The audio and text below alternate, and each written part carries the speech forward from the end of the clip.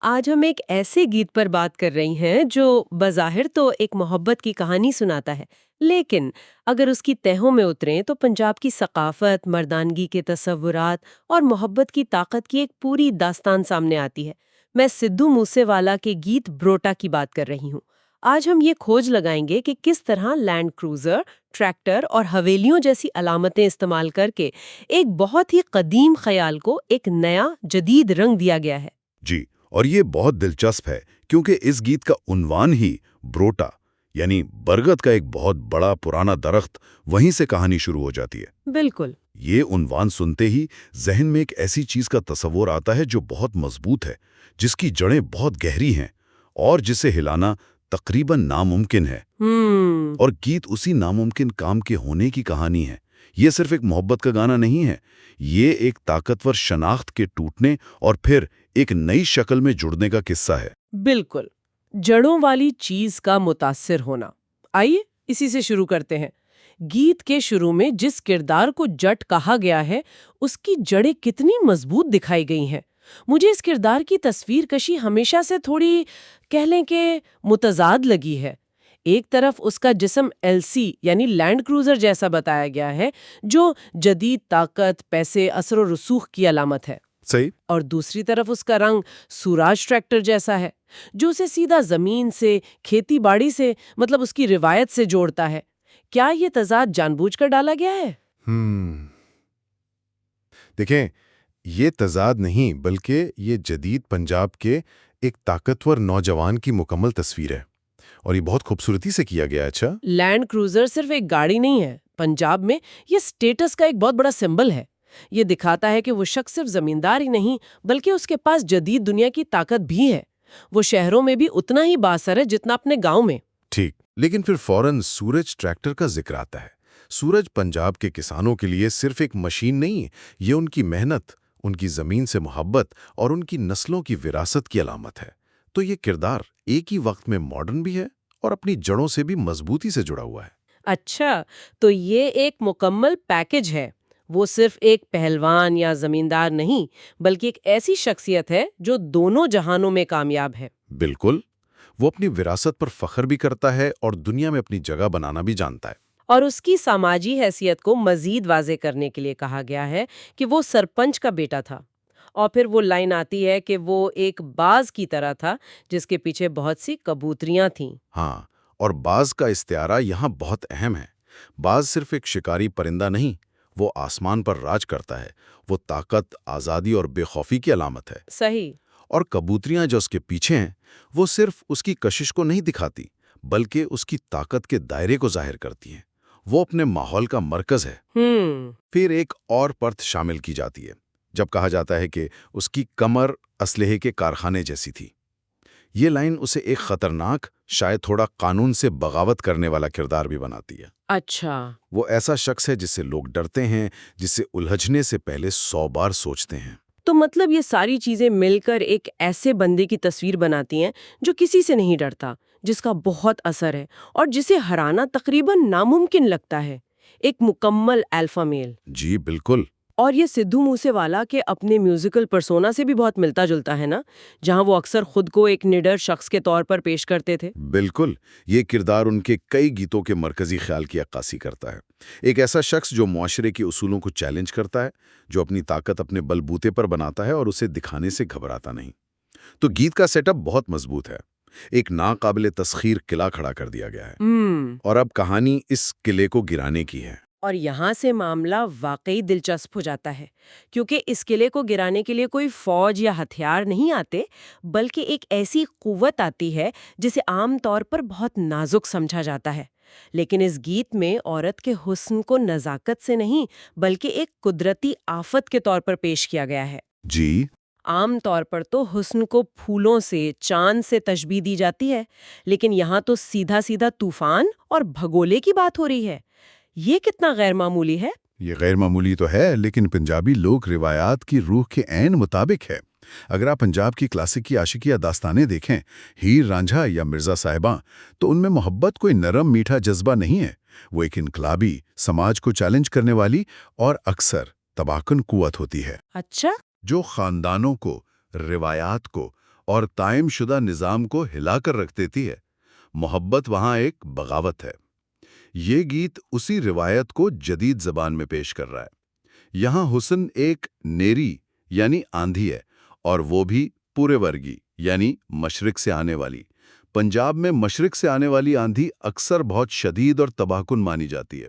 اور پھر وہ لائن آتی ہے جو میرے خیال میں اس پورے گانے کا مرکز ہے، جٹ جدو پٹتا برولے نالدا، یعنی اس جٹ کو ایک بیگولے نے جڑ سے اکھاڑ دیا۔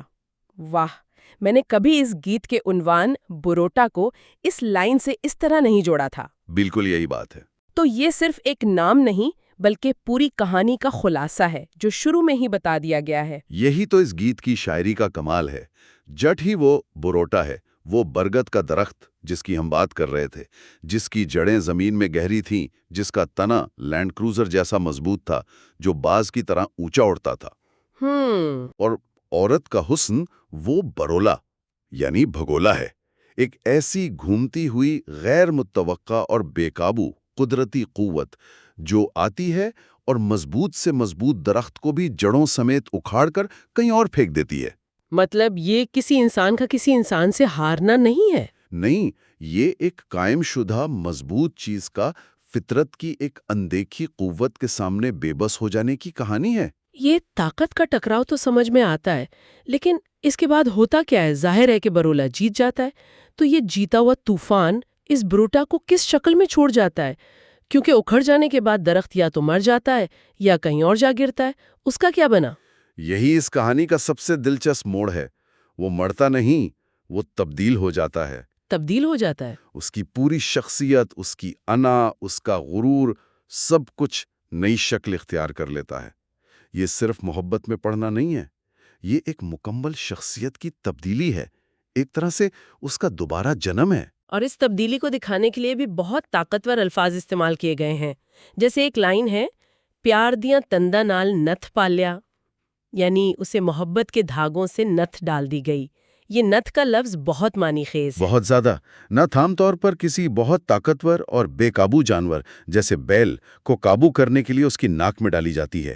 یہ مکمل اطاعت کی علامت ہے، سر تسلیم خم کرنے کی۔ صحیح۔ لیکن یہاں شاعر کا کمال دیکھیں، وہ نتھ لوہے کی زنجیر سے نہیں بلکہ پیار دیاں تندا یعنی محبت کے نازک دھاگوں سے ڈالی گئی ہے۔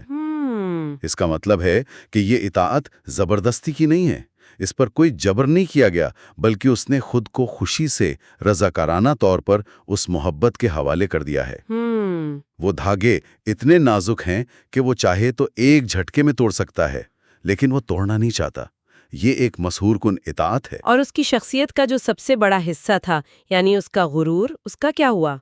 گیت کہتا ہے کہ اس کے میٹھے بول یعنی میٹھے بولوں نے اس کا وہ سارا تکبر و غرور ختم کر دیا۔ جی۔ اور پھر ایک بہت ہی واضح تصویر بنائی گئی ہے، سدھوا دا پت سی حویلی ورگا چک کے تو کلی وچ بٹھاتا مٹھیے، یعنی وہ حویلی جیسا بڑا اور طاقتور شخص تھا اور اسے اٹھا کر ایک چھوٹی سی جھونپڑی میں بٹھا دیا گیا۔ حویلی سے جھونپڑی کا یہ سفر صرف جگہ کی تبدیلی نہیں، یہ قدروں کی تبدیلی ہے۔ پنجاب کی ثقافت میں حویلی صرف ایک بڑا گھر نہیں ہوتا، وہ طاقت، خاندانی وراثت، سماجی حیثیت اور انا کی علامت ہے۔ حویلی میں رہنا ایک طرز زندگی ہے، ایک مائنڈ سیٹ ہے۔ اچھا؟ جبکہ کلی یعنی جھونپڑی سادگی، انکساری اور دنیاوی چیزوں سے بے نیازی کی علامت ہے۔ تو جب وہ کہتا ہے کہ مجھے حویلی سے اٹھا کر جھونپڑی میں بٹھا دیا، تو اس کا مطلب ہے کہ محبت نے اس کی نظر میں دنیاوی حیثیت، دولت اور غرور کو بے معنی کر دیا ہے۔ بالکل۔ اب اس کی دنیا وہ حویلی نہیں بلکہ اپنی محبوبہ کی موجودگی ہے، چاہے وہ ایک چھوٹی سی جھونپڑی ہی کیوں نہ ہو۔ لیکن کیا یہ تبدیلی مکمل طور پر مثبت ہے؟ میرا مطلب ہے اپنا سب کچھ چھوڑ دینا، اپنی حویلی، اپنا رتبہ، کیا یہ محبت ہے یا اپنی پوری شناخت کو مٹا دینا؟ وہ شخص جو اپنی طاقت اور آزادی کی وجہ سے جانا جاتا تھا، اب وہ نتھ ڈالا ہوا ہے۔ یہ ایک بہت گہرا سوال ہے۔ گیت اسے ایک فتح کے طور پر پیش کرتا ہے، محبت کی فتح۔ لیکن آپ کا نقطہ بہت اہم ہے۔ ایک زاویے سے دیکھیں تو اس نے اپنی پرانی شناخت کھو دی ہے، وہ باز اب قید ہو چکا ہے۔ جی۔ لیکن دوسرے زاویے سے دیکھیں تو شاید اس نے ایک زیادہ حقیقی اور سچے نفس کو پا لیا ہے۔ شاید اس کی پرانی شناخت کھوکھلی تھی جو صرف طاقت اور انا پر مبنی تھی، اور اب اسے ایک ایسی دنیا ملی ہے جو زیادہ پرسکون اور حقیقی ہے۔ گیت اس سپردگی کا جشن مناتا ہے، لیکن یہ سننے والے کو سوچنے پر مجبور کرتا ہے کہ مکمل عقیدت اور خود کو مٹا دینے کے درمیان کی لکیر کتنی باریک ہوتی ہے۔ گیت میں کچھ اور بھی ثقافتی حوالے ہیں جو اس تصویر کو مزید مکمل کرتے ہیں۔ مثال کے طور پر باغیاں دے کنڈے یعنی باغیوں کے کانٹوں کا ذکر آتا ہے۔ اس کا کیا مطلب ہو سکتا ہے؟ باغیاں دے کنڈے ایک بہت ہی مقامی محاورہ ہے۔ اس کا مطلب ہے کہ وہ ان لوگوں میں سے تھا جو باغی اور سخت مزاج تھے، جن کے راستے میں کانٹے بچھے ہوتے ہیں اور وہ خود بھی دوسروں کے لیے کانٹے جیسے ہوتے ہیں۔ اچھا، یعنی اس کی سخت طبیعت کی طرف اشارہ ہے۔ جی، اس کی سخت طبیعت اور خطرناک ماضی کی طرف اشارہ ہے۔ یہ ہمیں بتاتا ہے کہ یہ کردار صرف طاقتور ہی نہیں تھا، بلکہ شاید اصولوں سے بغاوت کرنے والا اور سخت دل بھی تھا۔ اور جب اتنا سخت انسان محبت میں پگھلتا ہے تو اس کی تبدیلی اور بھی زیادہ ڈراماٹک اور معنی خیز لگتی ہے۔ اور ایک اور لائن ہے جس کا ذکر کرنا ضروری ہے، گھگیاں گٹاراں پاویں بہت پیندیاں، کلیاں دے کولے کدے ڈھندے نہیں ہوندے۔ جی، اس کا مطلب ہے کہ فاختائیں اور کبوتر جیسی نرم اور معصوم چیزیں قلعوں جیسے مضبوط ٹھکانوں کے پاس نہیں آتیں۔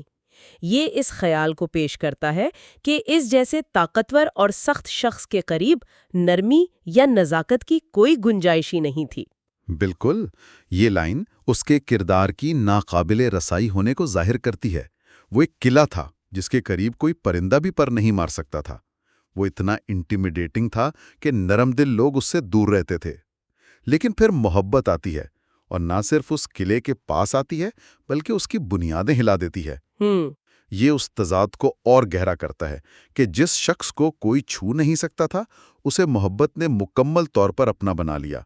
یہ چھوٹی چھوٹی تفصیلات اس گیت کو صرف ایک محبت کی کہانی سے بڑھ کر پنجاب کے ثقافتی منظرنامے میں رکھ دیتی ہیں، جہاں فخر، بغاوت، طاقت اور محبت بار بار آنے والے موضوعات ہیں۔ تو اگر ہم آج کی اس ساری گفتگو کا خلاصہ کریں تو ہم نے ایک ایسے کردار سے شروعات کی جو بروٹا یعنی برگد کے درخت کی طرح مضبوط اور ناقابل تسخیر تھا، جی، پر مبنی تھی۔ وہ ایک باز تھا جس کا آسمان پر راج تھا۔ اور پھر محبت ایک برولے یعنی بیگولے کی طرح آئی اور اس مضبوط درخت کو جڑوں سے اکھاڑ دیا۔ اس کی دنیا غرور کی حویلی سے نکل کر عقیدت کی جھوپڑی میں آ گئی۔ اس کے گلے میں طاقت کی زنجیروں کی بجائے محبت کے دھاگوں کی نت پڑ گئی۔ بالکل۔ یہ گیت جدید اور ٹھوس علامتوں کا استعمال کرتے ہوئے ایک لازوال کہانی سناتا ہے کہ محبت کی طاقت دنیا کی مضبوط ترین انا کو بھی جھکا سکتی ہے اور اسے ایک نئی، شاید زیادہ بہتر شکل دے سکتی ہے۔ یہ تجزیہ واقعی اس گیت کو ایک بالکل نئی روشنی میں دکھاتا ہے۔ یہ صرف سننے میں اچھا لگنے والا گانا نہیں، بلکہ ایک مکمل شاعرانہ داستان ہے۔ کرنے کی دعوت دیتا ہے۔ جب کوئی اتنا طاقتور شخص محبت کے ہاتھوں جڑوں سے اکھڑ جاتا ہے تو کیا یہ اس کی اصل شناخت کا نقصان ہے یا ایک زیادہ سچے نفس کی دریافت؟ گیت تو اس سپردگی کا جشن مناتا ہے، لیکن یہ ہمیں محبت میں فنا ہونے اور اپنی انفرادیت کو برقرار رکھنے کے درمیان جو ایک کشمکش ہوتی ہے اس پر سوچنے پر مجبور کرتا ہے۔ کیا محبت کا مطلب اپنی پرانی شخصیت کو مکمل طور پر مٹا دینا ہے؟